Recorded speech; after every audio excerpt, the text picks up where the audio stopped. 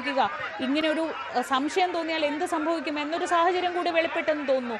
ഒടുവിൽ അതിന് തെളിവില്ലെന്ന് കണ്ടാണ് ഇപ്പോൾ ജാമ്യം അനുവദിച്ചത് എന്നതും ഏറ്റവും പ്രധാനമല്ലേ? ശ്രീജ, ഇപ്പോൾ സിസ്റ്റർമാരായ പ്രീതി മേരി, വന്ദന ഫ്രാൻസിസ് എന്നിവർ മോചിതരായി. അവർക്ക് ഒരു വിശ്രമം എന്നതാണ്, അവരെ ഒരു വിശ്രമ കേന്ദ്രത്തിലേക്ക് മാറ്റുക എന്നത് തന്നെയാണ്, സുരക്ഷിതമായ ഒരു സ്ഥലത്തേക്ക് അവരെ കൊണ്ടുപോവുക എന്നത് തന്നെയാണ് ഇനിയുള്ള ഏറ്റവും പ്രധാനപ്പെട്ട കാര്യം. ഇതിൽ ചില നിയമപരമായ കാര്യങ്ങൾ കൂടിയാണ് ശ്രീ ചോദിക്കുന്നത്. കാരണം അവിടെ ഇങ്ങനെ ഒരു സംശയത്തിൻ്റെ പേരിൽ ആദ്യം കസ്റ്റഡിയിൽ എടുക്കുന്ന സാഹചര്യം, ജോലിക്ക് കൊണ്ടുപോവുകയാണ് എന്ന് പറഞ്ഞിട്ട് കൂടിയും അവിടെ ചില ആ സംശയത്തിൻ്റെ പേരിൽ അവരുടെ ബാഗ് പരിശോധിക്കുകയും അതിനുള്ളിൽ നിന്ന് ബൈബിൾ കണ്ടെത്തി എന്ന കാര്യം, ഈ പെൺകുട്ടിയുടെ ബാഗിൽ നിന്ന് ബൈബിൾ കണ്ടെത്തി എന്ന ഒരു കാര്യം പറയുന്നു. മാത്രമല്ല അവിടെ പോലീസിൻ്റെ ഏതെങ്കിലും ഒരു ആക്ഷൻ അല്ല നടക്കുന്നത്, മറിച്ച് ഈ ബജ്റംഗ് ദളിൻ്റെ നേതാക്കൾ, വനിതാ നേതാവ് അടക്കമുള്ളവർ അവിടെ എത്തുകയും അവരോട് രൂക്ഷമായ ഭാഷയിൽ സംസാരിക്കുകയും ചെയ്യുന്ന ചില കാഴ്ചകളാണ് നമ്മൾ കണ്ടത്. അവിടെയൊക്കെയാണ് ചില ആശങ്കകൾ ഉയർന്നത്. കാരണം അങ്ങനെ ഏതെങ്കിലും ഒരു തീവ്ര ചിന്താഗതിയുള്ള പാർട്ടിയുടെ ആളുകൾ അങ്ങനെ അവരെ ചോദ്യം ചെയ്യേണ്ടതുണ്ടോ, അല്ലെങ്കിൽ അവരെ ഭീഷണിപ്പെടുത്തേണ്ടതുണ്ടോ എന്നതടക്കമുള്ള ചില ചോദ്യങ്ങളും സംശയങ്ങളും ഉയർന്നുണ്ട്. പക്ഷേ നമുക്കറിയാം, ഛത്തീസ്ഗഡിൽ വളരെ സ്വാധീന ശക്തിയുള്ള ഒരു രാഷ്ട്രീയ സംവിധാനമാണ് ബജ്റംഗ് ദൾ.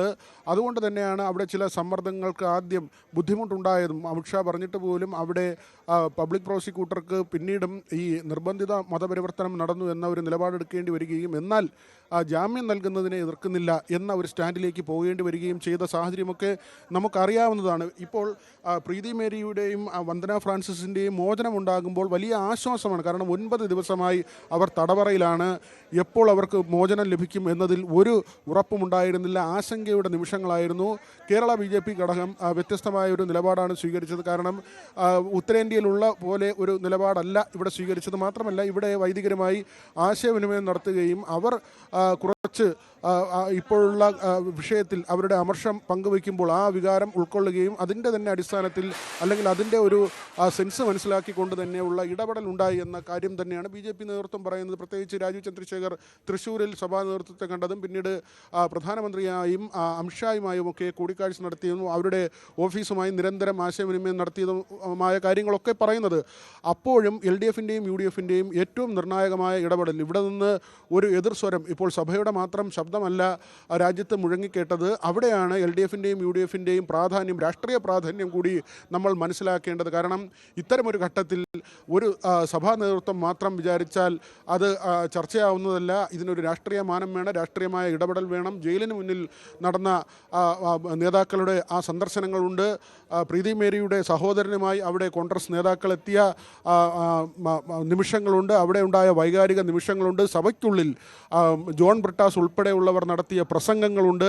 അവിടെ ഒന്നൊന്നായി ചോദിക്കുകയായിരുന്നു അവിടുത്തെ BJP നേതാക്കളോട്, നിങ്ങളെല്ലാം പഠിച്ചത് ക്രൈസ്തവ സ്കൂളുകളിലല്ലേ? നിർമ്മല സീതാരാമൻ അടക്കമുള്ളവരോട് ജോൺ ബ്രിട്ടാസ് ഉന്നയിച്ച ചോദ്യം അതാണ്.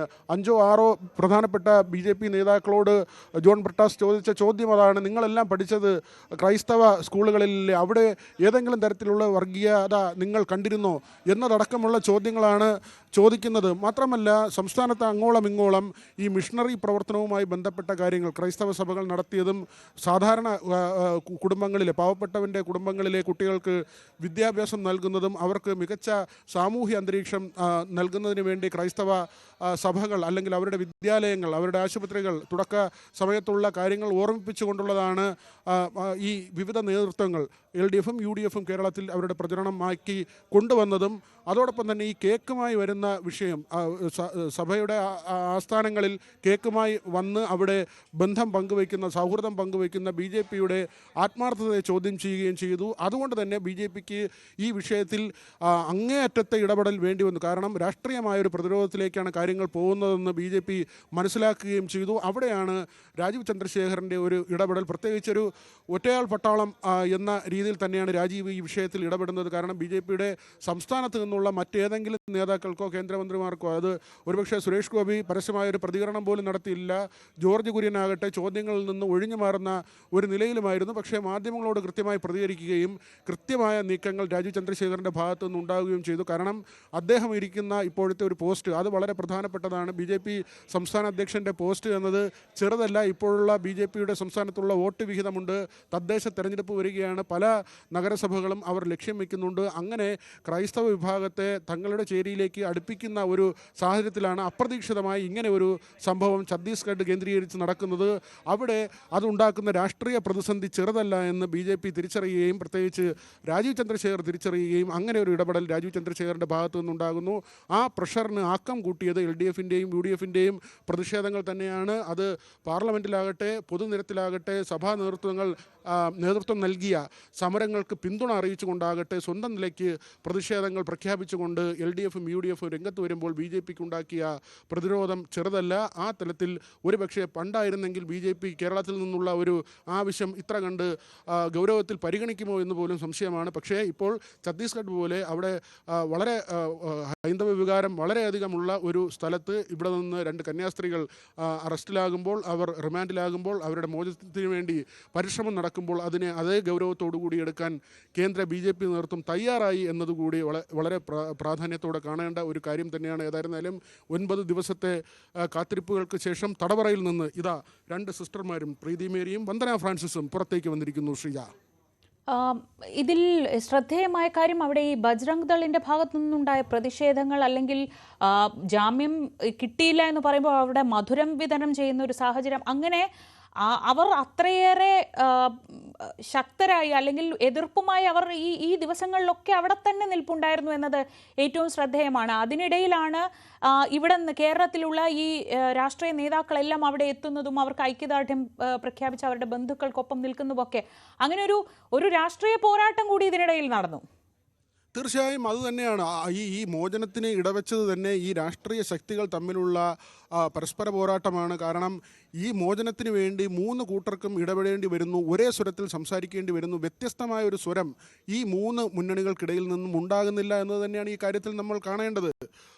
ഒരുപക്ഷെ ഏതെങ്കിലും വിഷയങ്ങൾ വരുമ്പോൾ തിരിഞ്ഞ് തർക്കിക്കുന്ന സാഹചര്യത്തിലേക്ക് പോകാറുണ്ട്, രാഷ്ട്രീയമായ നിലപാടെടുത്ത് വ്യത്യസ്ത അഭിപ്രായങ്ങളിലേക്ക് പോകാറുണ്ട്. പക്ഷേ ഇവിടെ കന്യാസ്ത്രീമാരുടെ മോചനം എന്നതിനപ്പുറത്തേക്ക് 1 ഇഞ്ച് പോലും അല്ലെങ്കിൽ ആ ആവശ്യത്തിൽ നിന്ന് മാറിക്കൊണ്ട് മറ്റൊരു കാര്യമോ മറ്റൊരു ചിന്താഗതിയോ മറ്റൊരു വാക്കോ പറയാൻ ഈ മുന്നണികൾക്ക് കഴിയാത്ത രാഷ്ട്രീയ സാഹചര്യമുണ്ട്. അതുതന്നെയാണ് ഇവിടെ ഏറ്റവും പ്രാധാന്യമായത്.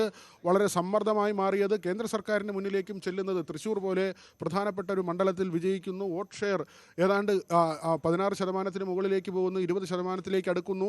അങ്ങനെ ഒരു സാഹചര്യത്തിൽ കേരളത്തിൽ ഇത് വലിയ തിരിച്ചടി ഉണ്ടാക്കുമെന്ന ബോധ്യം കേന്ദ്ര BJP നേതൃത്വത്തിനുമുണ്ട്. അവിടെ ഒരുപക്ഷെ ഇങ്ങനെ കേരളത്തിൽ കാര്യങ്ങൾ സംഭവിക്കുമ്പോൾ അതൊരു ആയുധമാക്കി ഉത്തരേന്ത്യയിൽ അതിൻ്റെ നേട്ടം കൊയ്യുകയാണ് സാധാരണ നിലയിൽ സംഘപരിവാർ ശക്തികൾ ചെയ്യുന്നത്. കാരണം കേരളം അവർക്ക് അങ്ങനെ വലിയൊരു ലക്ഷ്യസ്ഥാനമായിരുന്നില്ല, ലക്ഷ്യകേന്ദ്രമായിരുന്നില്ല. പക്ഷേ ഇപ്പോൾ ഒരു പാൻ ഇന്ത്യൻ ചിന്താഗതിയിലേക്ക് അല്ലെങ്കിൽ അങ്ങനെ ഒരു കാഴ്ചപ്പാടിലേക്ക് BJP നേതൃത്വം എത്തുന്നു. അതുകൊണ്ട് തന്നെ അങ്ങനെ കേരളം കൂടി വിട്ടുകളഞ്ഞുകൊണ്ട് ബാക്കിയുള്ളിടം മതി, തങ്ങൾക്ക് ശക്തിയുള്ള കേന്ദ്രങ്ങൾ മാത്രം മതി എന്നൊരു ചിന്താഗതി ഒഴിവാക്കിക്കൊണ്ട് ഈ പാൻ ഇന്ത്യൻ കാഴ്ചപ്പാടിലേക്ക് BJP പോകുന്നു എന്നതിൻ്റെ ഒരു തെളിവ് കൂടിയായി മാറുകയാണ് ഈ സംഭവ വികാസങ്ങൾ. കേരള ഘടകത്തിൻ്റെ ആവശ്യം ഗൗരവത്തോടുകൂടി കേന്ദ്ര നേതൃത്വം കാണുന്നു, പ്രധാനമന്ത്രി കാണുന്നു, അമിത്ഷാ കാണുന്നു എന്നത് തന്നെയാണ് ഇവിടെ ഏറ്റവും പ്രധാനം. പക്ഷേ അവർക്ക് അതിൽ നിന്ന് 1 ഇഞ്ച് പോലും പിറകോട്ട് പോകാൻ കഴിയാത്തത്. കാരണം ഈ അമിത്ഷാ നൽകിയ വാക്ക് അതുപോലും പാഴായി എന്ന വിമർശനം ഉണ്ടാകുമ്പോൾ അത് അവരെ രാഷ്ട്രീയമായി പ്രതിരോധത്തിലാക്കുന്നത് ചെറിയ രീതിയിലല്ല. കാരണം ഏതെങ്കിലും ഒരു നേതാവിനെ അല്ല, അമിത്ഷാ പറയുന്ന വാക്ക്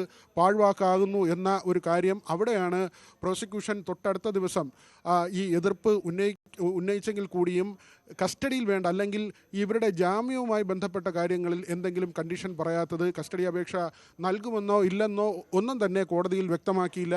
ഈ റിമാൻഡ് തുടരുന്നതുമായി ബന്ധപ്പെട്ട കാര്യങ്ങൾ പറഞ്ഞില്ല. അവർ ആകെ ഉന്നയിച്ചത് ഈ സാങ്കേതികമായൊരു കാര്യം തന്നെയാണ്, നടന്നതും മതപരിവർത്തനമാണ് എന്ന ആദ്യ ദിവസത്തെ വാദം അത് അതേപടി ആവർത്തിച്ചു എന്നതിനപ്പുറത്തേക്ക് കസ്റ്റഡി അപേക്ഷയിലേക്ക് നീങ്ങുന്നു എന്ന് വ്യക്തമാക്കുകയോ അല്ലെങ്കിൽ റിമാൻഡ് തുടരണം എന്ന ഒരു വാദം ഉന്നയിക്കുകയോ ചെയ്തില്ല എന്ന് തന്നെയാണ് ഇവിടെ ഏറ്റവും ശ്രദ്ധേയമായിട്ടുള്ള കാര്യം.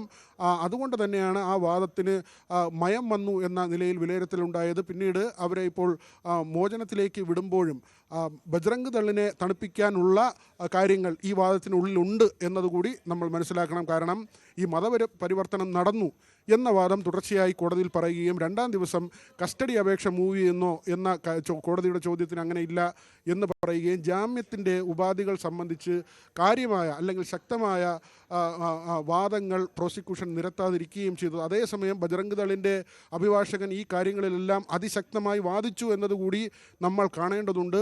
ഏതിനും ഛത്തീസ്ഗഡ് മുഖ്യമന്ത്രി പ്രധാനമന്ത്രിയുമായുള്ള കൂടിക്കാഴ്ചയ്ക്ക് ശേഷം പറഞ്ഞത് നിയമത്തിൻ്റെ വഴിക്ക് പോകുമെന്നാണ്. അവിടെയും ഛത്തീസ്ഗഡ് മുഖ്യമന്ത്രിയെ വിളിച്ചു വരുത്തി അതിലെ കാര്യങ്ങൾ ബോധ്യപ്പെടുത്താൻ പ്രധാനമന്ത്രി നേരിട്ട് തന്നെ, മറ്റേതെങ്കിലും നേതാവല്ല, പ്രധാനമന്ത്രി നേരിട്ട് തന്നെ ഛത്തീസ്ഗഡ് മുഖ്യമന്ത്രിയെ വിളിച്ചു വരുത്തി ഈ കാര്യങ്ങൾ വിശദീകരിക്കുന്ന ഒരു നിലയുണ്ടായി.